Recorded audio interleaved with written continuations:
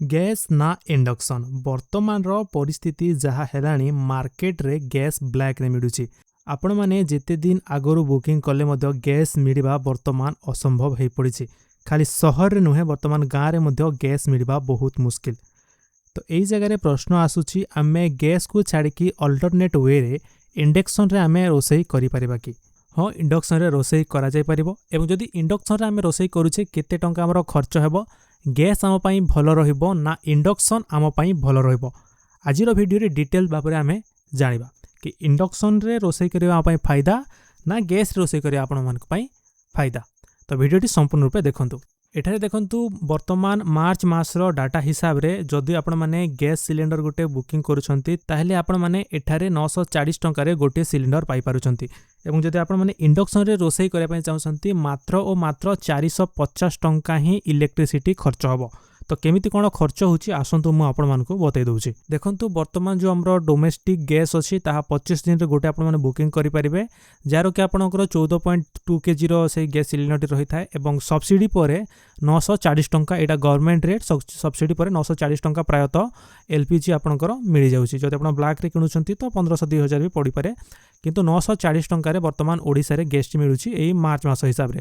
एठा जदि आपण माने गैस रे रोसई करंती ताहले आपणकर 60% जो गैस रे हीट होची हीटटा वेस्ट हो जाउची एवं जदि आपण माने इलेक्ट्रिक रे रोसई करंती इंडक्शन माध्यम रे रोसई करंती ताहले बहुत इफेक्टिव रहिबो। आपणकर इंडक्शन माध्यम रे 85 रु 90% आपणकर वेस्टेज होबो नाही, जहाँकि आपण मानके भल भाव में रोसई करें। जदि एठारे आमे कंपैरिजन करबा कोउथिरे हमर अधिक समय लागे, कोउथिरे माने केते समय लागिबो रोसई करिया पई, ताले जदि आपण माने पानी गरम करूछंती 1 लिटर पानी गरम करूछंती इंडक्शन रे तो प्राय 3 मिनिट आपनकर लागि थाए एवं गैस रे जदि आपण माने गरम करंती प्राय 6 मिनिट माने 50% अधिक समय आपनकर लागि थाए। एठारे जदि आमे प्राइस कथा देखिबा, खर्च कथा देखिबा, कोउथिरे आपण मानकर रोसई कले भलो हबो, तो देखंतु डिटेल कंपैरिजन एठारे करा हेची मार्च रो रेट हिसाब रे वर्तमान रो रेट हिसाब रे। वर्तमान एलपीजी गैस 14 केजी रो जो सिलेंडर अच्छी सेटा आपणकर सब्सिडी पर पड़ुची मात्र 940 टंका, जहाँकि जदि आपण माने 30 दिन पर्यंत व्यवहार करती गोटे साइकल गोटे सिलेंडर को, तो एठारे आपण माने 940 टंका प्रति मास खर्च करूछंती सिलेंडर उपरे। जदि आपण माने इंडक्शन व्यवहार करूछंती ताहले देखंतु केमिति आपणकर खर्च टिके कम होउची। ओडिसा रे वर्तमान 2.5 टंका 2 टंका 50 पैसा हिसाब रे आपणकर प्रति यूनिट जाउची 50 यूनिट जाए।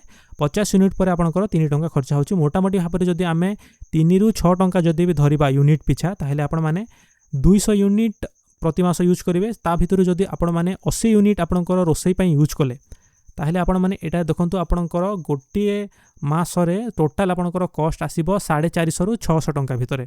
माने आपण माने इलेक्ट्रिक रे जदि इंडक्शन रे आपण माने यूज करूछंती ताहले आपणकर सस्ता पड़िबो। एठारे केते टंका सस्ता पड़िला आपणकर प्राय एठारे आपणकर 300 टंका आपण माने सस्ता पाइबे जदि आमे हायर रेट को भी धरिबा। एवं जदि आपण माने टाउन रे रहउछंती जो जगह रे रहउछंती आपणकर ओडिसा रे इलेक्ट्रिसिटी कॉस्ट जेतु कम अछि, बहुत कम दाम रे आपण माने एठारे इलेक्ट्रिक माध्यम रे रोसई करि परिबे। एठारे आपण माने देखंतु केते टंकार आपण माने संचय करि परिबे। जदि मासकु आपणकर 400 टंकार संचय होउची इंडक्शन माध्यम रे ताहले गोटिए वर्ष रे आपण माने 4800 टंकार संचय करि परिबे। किंतु इंडक्शन पई आपनको गोटे भलो इंडक्शन भलो वाटर इंडक्शन दरकार। मु वीडियो डिस्क्रिप्शन रे लिंक दे देछि, से लिंक रे जाई कि आपण माने गोटे भलो इंडक्शन मध्य परचेस करि परिबे। एठारे देखंतु जोथिरे आपणकर फ्लैट सरफेस थिबो एवं स्टील रो थिबो ताहाई आपण इंडक्शन रे व्यवहार करि परिबे। आपण माने एम्ति तळे गोलाकार जो रहिछि ता सब को व्यवहार करि परिबे नै। तो जदि आपण माने इंडक्शन रे व्यवहार करिया पय चाहुछंती ए तीनटी जिंस आपण माने ध्यान रखंतु। जदि आपण इंडक्शन व्यवहार करिवे ताहले आपनकर गैस कनेक्शन को बंद करांतुनी, गोटे इंडक्शन आनी पकांतु और नॉर्मल टाइम रे आपण माने इंडक्शन माध्यम रे व्यवहार करि परिबे। गैस कनेक्शन टी भी आपनकर चलथिबो in case of emergency light जदि चली जाउछि आपण गैस रो व्यवहार करि पारंते। तो एथि जो आपनकर तीनोटी पॉइंट मु आपनकर कहूछि से पॉइंट हिसाब रे आपण जदि मानि के चलिबे ताहले आपनकर भलो व्यवहार करि परिबे।